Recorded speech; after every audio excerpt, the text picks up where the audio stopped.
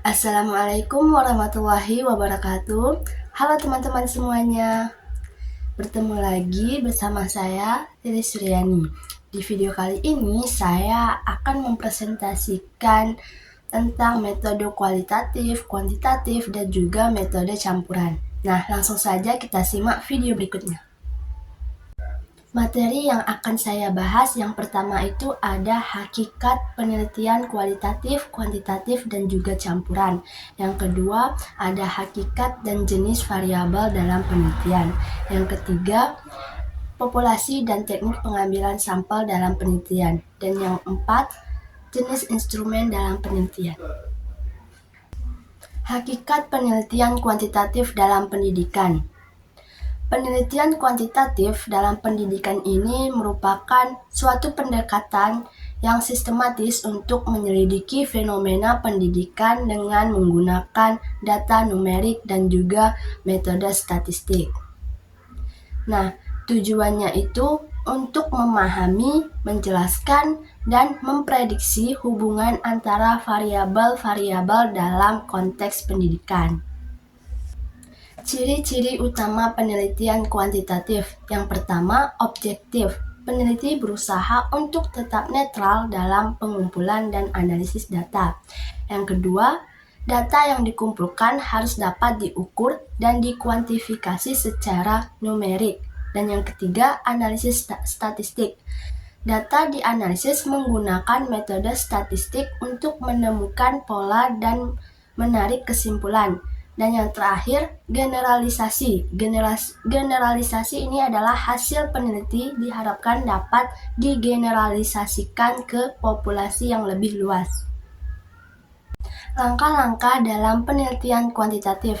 Yang pertama, merumuskan masalah penelitian. Nah, peneliti harus mengidentifikasi masalah yang ingin dipelajari dan dirumuskan pertanyaan penelitian yang jelas dan terukur.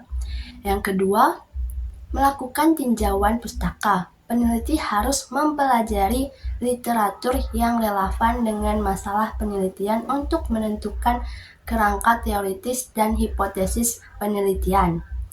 Nah, yang ketiga, memilih desain penelitian. Peneliti harus memilih desain peneliti yang sesuai dengan tujuan penelitian dan pertanyaan penelitian. Nah, desain penelitian ini umum digunakan dalam penelitian pendidikan kuantitatif termasuk eksperimen, survei, dan juga studi korelasi. Nah, yang keempat itu mengembangkan instrumen pengumpulan data. Peneliti harus mengembangkan instrumen untuk mengumpulkan data yang diperlukan untuk penelitian. Nah, instrumen ini umum digunakan termasuk kuesioner, tes, dan juga observasi. Nah, yang kelima ada mengumpulkan data. Nah, peneliti harus mengumpulkan data dari sampel atau populasi menjadi objek penelitian. Dan yang keenam ada menganalisis data. Nah, di sini peneliti harus menganalisis data yang dikumpulkan menggunakan metode statistik. Nah, yang ketujuh itu menarik kesimpulan. Nah, peneliti harus menarik kesimpulan dari analisis data dan menjawab pertanyaan penelitian. Nah, langkah yang terakhir ada menyusun laporan penelitian. Nah, di sini peneliti harus menyusun laporan penelitian yang berisi metodologi penelitian, hasil penelitian, dan juga kesimpulan penelitian.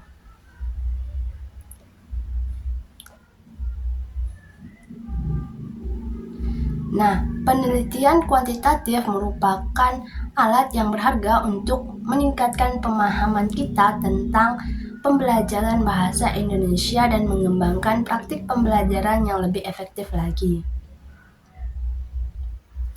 Yang kedua, hakikat penelitian kualitatif dalam pendidikan. Pendidikan kualitatif dalam pendidikan itu merupakan suatu pendekatan yang sistematis untuk memahami fenomena pendidikan secara mendalam dan menyeluruh melalui pengumpulan data kualitatif. Nah, di sini tujuannya itu untuk menemukan makna di balik perilaku dan pengalaman manusia dalam konteks pendidikan. Ciri-ciri utama penelitian kualitatif yang pertama, subjektif. Di sini peneliti tidak berusaha untuk tetap netral dan terbuka terhadap berbagai interpretasi data. Yang kedua, kualitas data. Data yang dikumpulkan harus kaya dan terperinci dan dapat memberikan gambaran yang mendalam tentang fenomena yang diteliti. Dan yang ketiga, analisis induktif. Data dianalisis secara induktif untuk menemukan pola dan membangun teori. Selanjutnya, kontekstualitas. Hasil peneliti diharapkan dapat memahami konteks di mana fenomena yang diteliti terjadi. Nah, selanjutnya itu ada hakikat penelitian campuran atau yang disebut dengan mixed method dalam pendidikan. Nah, penelitian campuran ini dalam pendidikan menjadi suatu pendekatan penelitian yang menggabungkan metode penelitian kuantitatif dan kualitatif untuk menyelidiki fenomena pendidikan secara lebih komprehensif lagi dan juga secara mendalam. Nah, di sini tujuannya untuk memperoleh pemahaman yang lebih lengkap dan juga kompleks tentang fenomena yang diteliti dengan menggabungkan kekuatan dari kedua metode penelitian tersebut. Ciri-ciri utama penelitian campuran yang pertama itu ada penggunaan metode kuantitatif dan juga kualitatif. Penelitian campuran menggunakan kedua metode penelitian baik itu kuantitatif maupun kualitatif untuk menjawab pertanyaan penelitian. Yang kedua ada integrasi data. Data kualitatif dan kuantitatif diintegrasikan untuk menghasilkan pemahaman yang lebih lengkap lagi tentang fenomena yang kita teliti. Yang ketiga, fleksibilitas. Nah, di sini penelitian campuran dapat fleksibilitas dan berkembang selama proses penelitian. Nah, di sini penelitian campuran dapat digunakan untuk mempelajari berbagai aspek pembelajaran bahasa Indonesia, seperti efektivitas metode pembelajaran bahasa Indonesia.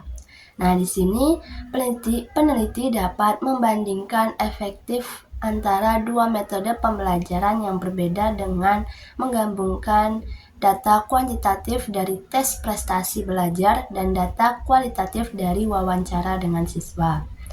Ada juga motivasi belajar bahasa Indonesia siswa. Nah, di sini peneliti dapat mempelajari motivasi belajar bahasa Indonesia siswa dengan menggabungkan data kuantitatif dari kuesioner dan data kualitatif dari observasi di kelas dan juga wawancara dengan siswa. Nah, ada juga peran guru dalam pembelajaran bahasa Indonesia. Nah, di sini peneliti dapat mempelajari peran guru dalam pembelajaran bahasa Indonesia dengan menggabungkan data kuantitatif dari observasi di kelas dan juga data kualitatif dari wawancara dengan guru dan siswa. Nah, di sini penelitian campuran itu merupakan alat yang berharga untuk meningkatkan pemahaman kita tentang pembelajaran bahasa Indonesia dan mengembangkan praktik pembelajaran yang lebih efektif lagi. Nah, materi selanjutnya itu ada hakikat dan jenis variabel dalam penelitian pembelajaran bahasa Indonesia. Nah, variabel dalam penelitian pembelajaran bahasa Indonesia itu memiliki sifat, karakteristik, atau kondisi yang dapat diukur dan diubah nilainya dalam suatu penelitian. Nah, variabel dapat diklarifikasi berdasarkan berbagai kriteria seperti peran dalam penelitian, sifat data, dan tingkat pengukuran. Nah, jenis variabel berdasarkan peran dalam penelitian. Variabel independen, variabel yang dimanipulasi atau dimanipulatif oleh peneliti untuk mengamati pengaruhnya terhadap variabel dependen. Nah, yang kedua itu variabel dependen, variabel yang dapat diukur oleh peneliti untuk menentukan pengaruh variabel independen. Nah, yang ketiga itu variabel kontrol. Variabel yang dijaga konstan oleh peneliti untuk menghilangkan pengaruh dari faktor lain terhadap variabel dependen. Nah, selanjutnya itu ada variabel moderasi. Nah, variabel ini adalah variabel yang mempengaruhi hubungan antara variabel independen dan variabel dependen. Dan yang selanjutnya itu variabel intervening. Nah, variabel yang terletak di antara variabel independen dan variabel dependen dan mempengaruhi hubungan antara kedua variabel tersebut. Nah, yang kedua itu jenis variabel berdasarkan sifat data. Yang pertama, variabel kuantitatif. Nah, variabel ini adalah variabel yang memiliki nilai numerik dan dapat diukur pada skala interval atau rasio. Nah, yang kedua itu variabel kategorikal. Nah, variabel ini adalah variabel yang memiliki nilai kategoris dan tidak dapat diukur pada skala interval atau rasio. Nah, yang ketiga, jenis variabel berdasarkan tingkat pengukuran. Yang pertama itu ada variabel nominal. Variabel kategorikal yang dinilainya tidak memiliki urutan dan tidak dapat dioperasikan secara sistematis.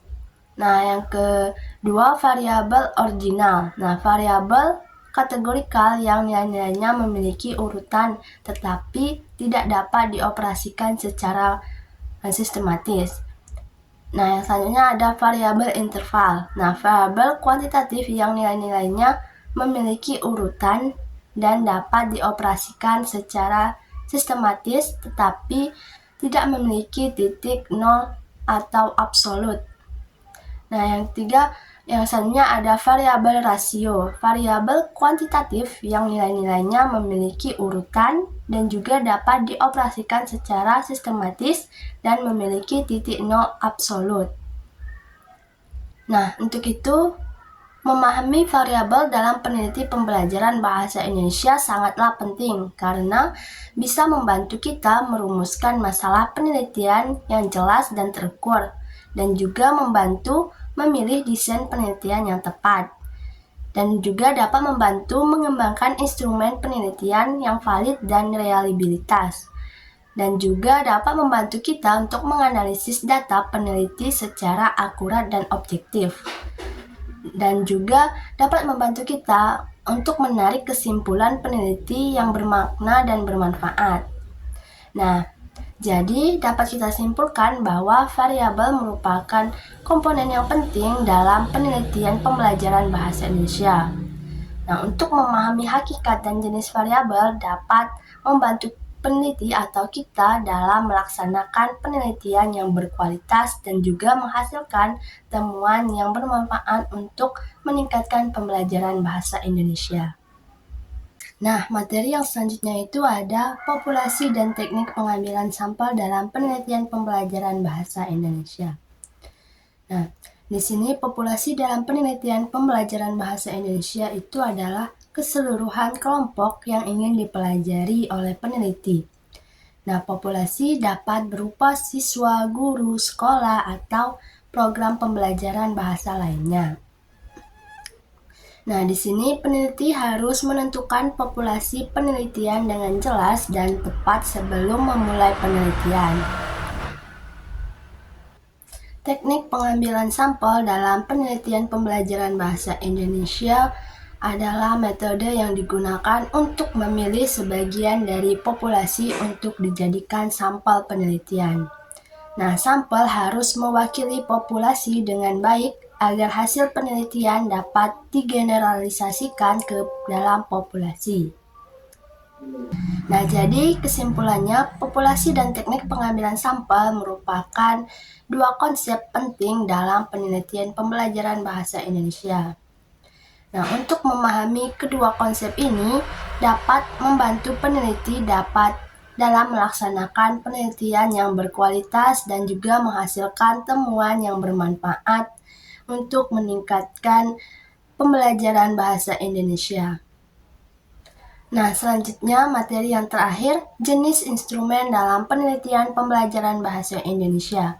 Nah, di sini instrumen penelitian dalam pembelajaran bahasa Indonesia adalah alat yang digunakan oleh peneliti untuk mengumpulkan data yang diperoleh dalam penelitian.